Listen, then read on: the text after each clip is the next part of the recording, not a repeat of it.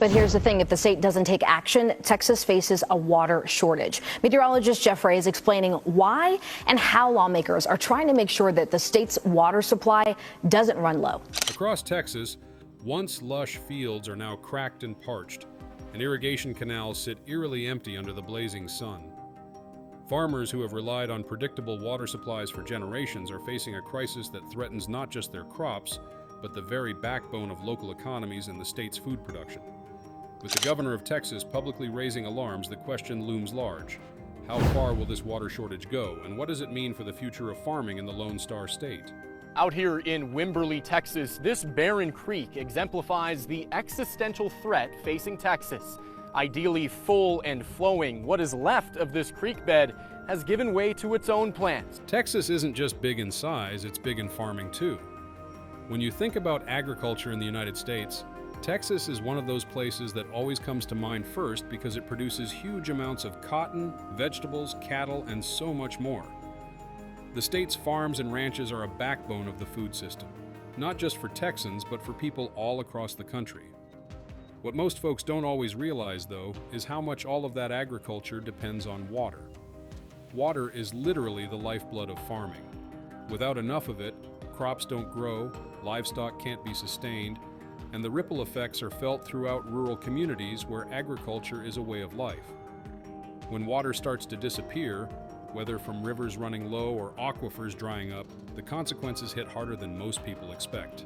Flood gauges and high water warnings, signs of the past. Wimberley creeks are bone dry. This area has been in drought for most of the last 2 years, implementing strict water limits. Right now, that's exactly the kind of challenge Texas is facing. A mix of factors has put enormous stress on the state's water supplies, and those stresses are showing up very clearly in the agricultural sectors. One of the biggest problems has been persistent drought across much of the state. For years, parts of Texas have been experiencing drier than usual weather, and a long stretch of below-average rainfall has left reservoirs and rivers at historically low levels. This isn't just about a lack of rain for a season or two. Some regions have been struggling through drought conditions for so long that the effects are becoming structural. Water that used to be stored for irrigation, drinking, and industry simply isn't there anymore. Including new data that reveals the two fastest growing cities in the country are right here in Texas. The U.S. Census shows the city of Princeton experienced a 30.6% growth. At the same time, demand for water in Texas isn't staying still. The state's population keeps growing, cities expand, and more people means more water needed for homes and businesses. Add to that the fact that industries, including big data centers that use huge amounts of water for cooling their servers, are also competing for a share of the same limited resource, and you start to see why things are tight. In places like the Barton Springs-Edwards Aquifer region, officials have actually declared exceptional drought, with rules that drastically limit groundwater pumping to try to protect what little water is left. This kind of strain isn't just uncomfortable, it's reshaping how water is used and who gets priority. A water shortage crisis. Alejandra Martinez, an environmental reporter with the Texas Tribune, says experts are sounding the alarm, saying it needs immediate attention. Then there's the issue of groundwater depletion beneath the surface. A lot of Texas farms rely on underground water known as aquifers, and the Ogallala Aquifer in particular is a massive one that stretches across parts of the Texas Panhandle and beyond. Historically, it's been a reliable source of irrigation water, but the problem is that it refills incredibly slowly. Farmers have been pumping groundwater out faster than nature can put it back. And experts say this trend is putting the future of the aquifer at risk. In fact, projections suggest the Ogallala could face significant declines in the coming decades if current use continues. That means long-term supplies farmers have counted on might not be there for future generations. Now, the issue is water rights. The president accuses Mexico of violating a 1944 treaty that details water distribution from the Colorado, Tijuana, and Rio Grande rivers. But that's not the only water challenge on the table. Texas also depends on water coming from the Rio Grande, a river that doesn't only flow through Texas, it's shared with Mexico under a treaty that has been in place since 1944. Under the terms of that long-standing agreement, Mexico is supposed to deliver a set amount of water from the Rio Grande to the United States over each 5-year cycle, while the U.S. sends water from the Colorado River to Mexico in return. This system was designed to help both nations manage water across the border, but in recent years, issues have arisen that have made the situation much more complicated. In the current cycle, Mexico has fallen significantly behind on its water deliveries, resulting in more than 1 million acre-feet of water owed to Texas farmers. And that shortfall has had real-world impacts on agriculture in the Rio Grande Valley. Without that water being delivered as expected, farmers have had to reduce how much land they irrigate, switch to less water-intensive crops, or, in some cases, stop irrigating altogether. Some estimates suggest the lack of irrigation water has cost the Texas agricultural economy hundreds of millions of dollars, and even led to the closure of historic operations like the state's last sugar mill. How crazy is that? A drought and delivery failure contributing to the permanent shutdown of a farm business that's been running for more than 50 years. Mexico is the United States' largest trading partner. The current tariff is 25%, but the vast majority of goods are exempt under the U.S.-Mexico-Canada Free Trade Agreement. The politics around this have really heated up too, because Texas officials are pushing back hard. They argue that the treaty was agreed upon for a reason and that farmers deserve the water they were promised. There have even been legislative efforts and public testimony stressing how critical the treaty deliveries are to communities that depend on irrigation water for survival. Meanwhile, Mexican officials have pointed to the severe drought conditions they're also facing as a reason they haven't been able to provide the water at the rate they originally agreed to. It's a diplomatic tightrope, balancing the needs of people on both sides of the border while managing a natural resource that's becoming scarcer by the year. For farmers in South Texas, the water shortage isn't an abstract policy debate. It's a daily struggle. Conversations with growers in the Rio Grande Valley reveal that many have cut back their plantings and are trying to make decisions they never thought they would have to make, like letting parts of their fields sit unused because there simply isn't enough water to go around. Some have switched to crops that require less irrigation, while others are trying to find alternative sources, but the uncertainty weighs heavy on these communities. The emotional toll of watching fertile land go fallow or livestock suffer due to a lack of water is something you don't always see in the headlines, but it's there in the quiet frustration of farmers trying to make their way through a drought that just won't quit. At the heart of all of this is a bigger question about sustainability and how regions like Texas balance the needs of agriculture, cities, and a changing climate. Water scarcity isn't something that can be solved overnight, and as the pressures continue, from groundwater depletion to international water agreements, it becomes clear that the solutions will have to be just as complex as the challenges. Policymakers, farmers, and community leaders are all trying to navigate a future where water is more precious than ever before. And for a state that's so deeply tied to its agricultural heritage, the stakes couldn't be higher. You know how sometimes you hear about a problem on the news and it seems far away, something that doesn't really touch your life? Well, the water shortage hitting farming regions in Texas is one of those issues that actually matters a whole lot more than most people realize, especially when you understand how it's shaking up communities in the Rio Grande Valley, the Panhandle, and even at the highest levels of state politics.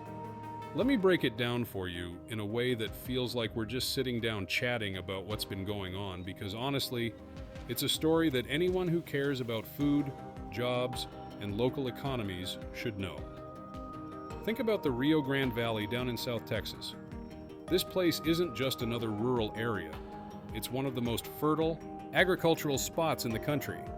Farmers there grow sugarcane, cotton, vegetables, and citrus that feed families all over the U.S. But here's the twist. Most of that farming depends on water from the Rio Grande River. And for decades, that water came reliably thanks to a treaty between the United States and Mexico. The treaty, dating back to 1944, says Mexico must deliver a certain amount of water from the river to the U.S. over 5-year cycles. But in recent years, Mexico has been falling seriously behind on these deliveries, and that's created a real problem for farmers who rely on that water to irrigate their fields. It may sound technical, but the impact is anything but. Imagine being a farmer and suddenly not having enough water to even irrigate half of your fields. That's not hypothetical. It's exactly what many growers in the Rio Grande Valley have been facing. According to reports, farmers have reduced their plantings by nearly half, and some crops like sugarcane are no longer being grown at all because there simply isn't enough water to support them.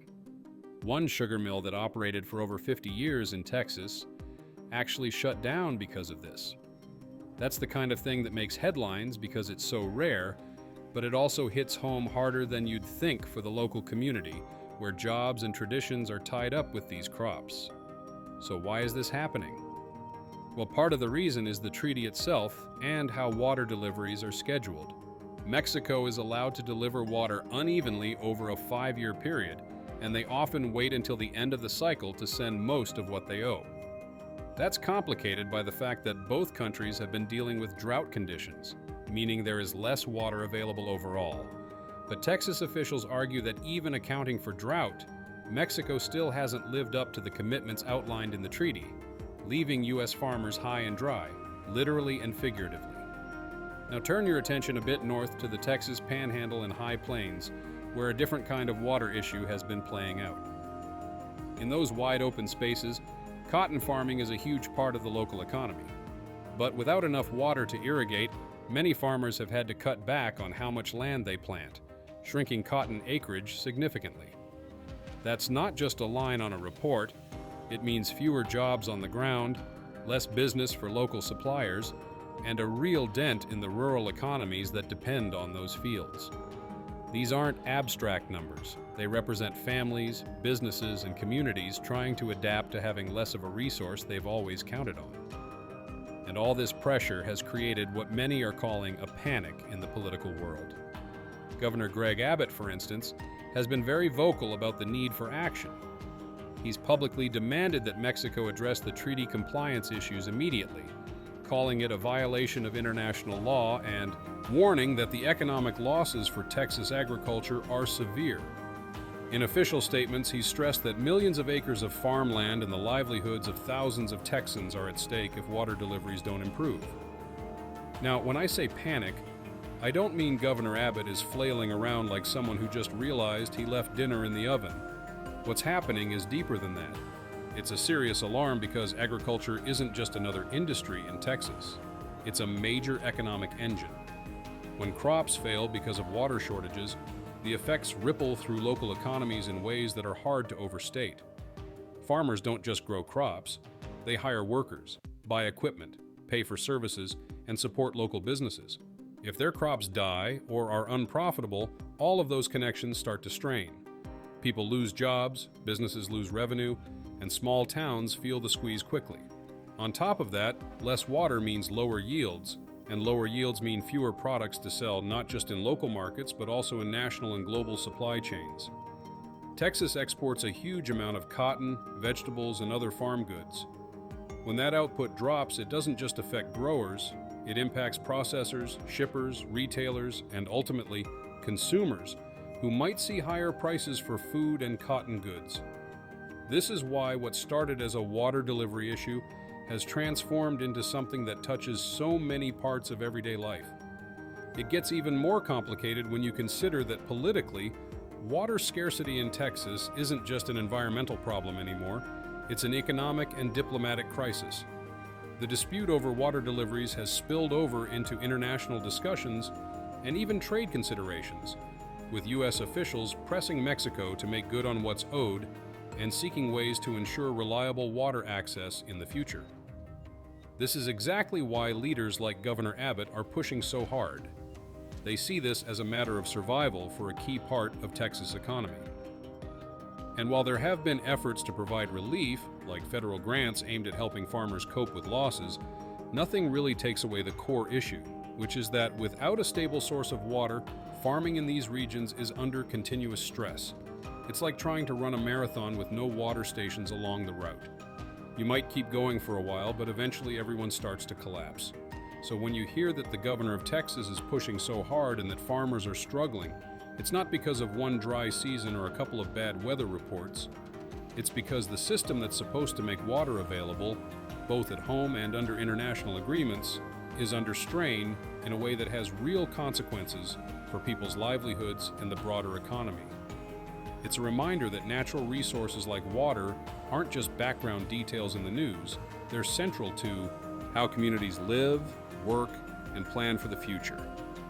When you really stop to think about how much farming in Texas depends on water, it's not hard to see why a shortage can trigger a cascade of problems that touch nearly every corner of life in the state. Take the Rio Grande Valley, for instance.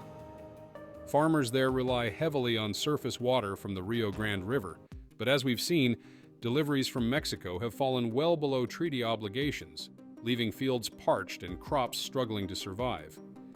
To address this, the federal government has stepped in with emergency measures aimed at preventing the situation from spiraling out of control.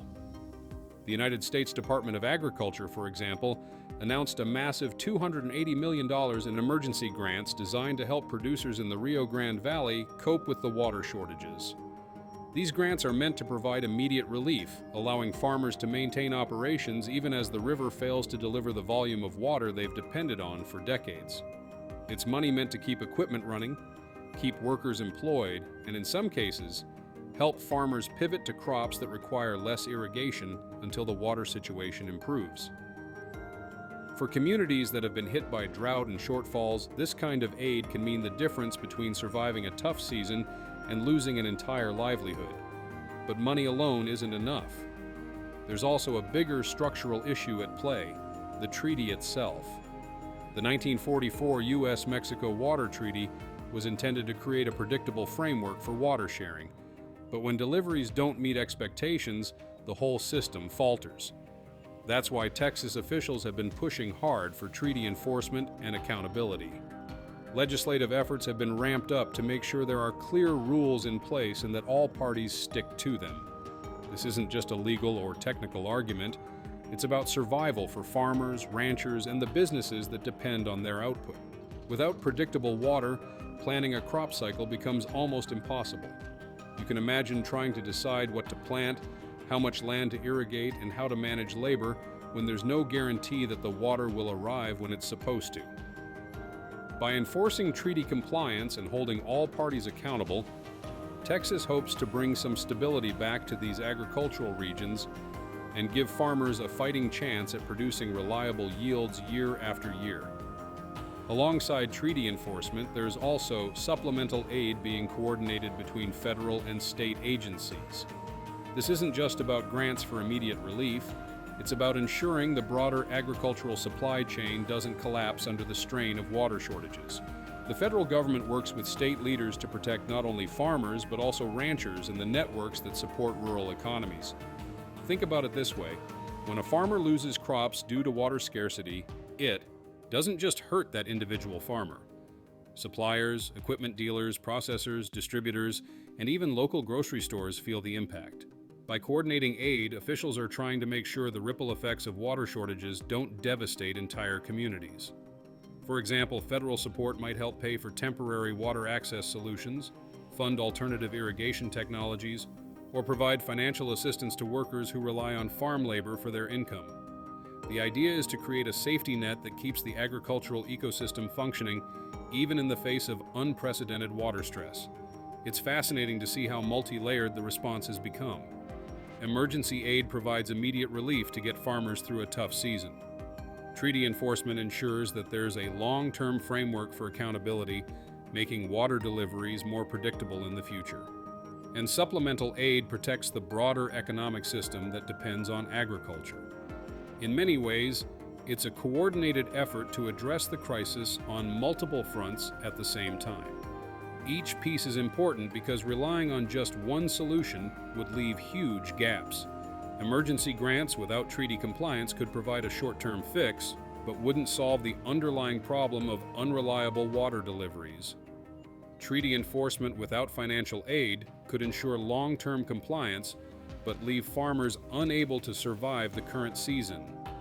And supplemental aid ensures that the local economies surrounding the farms don't collapse, which is critical for rural communities. All of this shows how complex water management and agricultural policy have become in Texas. What started as a drought affecting individual farms has transformed into a layered crisis that spans federal, state, and international levels. It highlights just how interconnected everything is. The success of a crop in the Rio Grande Valley isn't just about sunshine and soil. It's about rivers, treaties, emergency programs, legislation, and the coordination between multiple levels of government. The stakes are incredibly high because agriculture is such a central part of the Texas economy. The state produces massive quantities of cotton, vegetables, and livestock, all of which contribute not only to local livelihoods, but also to national and international markets. When water shortages threaten those outputs, the effects are felt far beyond the farm fields themselves. For farmers, this means navigating uncertainty like never before. They have to manage their planting schedules, irrigation practices, and financial planning while waiting to see if the water promised under treaties will actually arrive. Meanwhile, ranchers must make decisions about livestock, feed, and grazing land, all of which are affected by water availability. And at the same time, policymakers and officials must balance the urgent need for relief with the long-term challenge of sustainable water management. The coordination of emergency aid, treaty enforcement, and supplemental programs represents a sophisticated approach to addressing a problem that is both immediate and ongoing. It's a strategy that acknowledges the complexity of modern agriculture and the importance of keeping the system resilient. It's also worth noting that these efforts, while critical, are not the final solution. They buy time and provide stability, but Texas still faces broader water management challenges that will require innovation, conservation, and careful planning. Investments in efficient irrigation, drought-resistant crops, and long-term infrastructure improvements will all be necessary to ensure that the state's agriculture can withstand future stress. The current emergency and supplemental aid programs are crucial for survival now, but building resilience is the next step because climate variability, population growth, and cross-border water agreements will continue to test the system. In the end, what's happening in Texas right now is a stark reminder of just how vital water is to agriculture and the economy, and how fragile the system can be when water becomes scarce. The USDA's emergency grants, Texas's push for treaty compliance, and coordinated supplemental aid represent a proactive, multifaceted response designed to prevent disaster and sustain livelihoods. It's a complex, high-stakes balancing act that demonstrates how much effort is required to keep the wheels of agriculture turning when natural and human-made challenges collide. And while these measures can't solve every problem overnight, they show a commitment to protecting farmers, ranchers, and the communities that depend on them, giving hope that with careful management, Texas agriculture can endure even in the face of severe water shortages.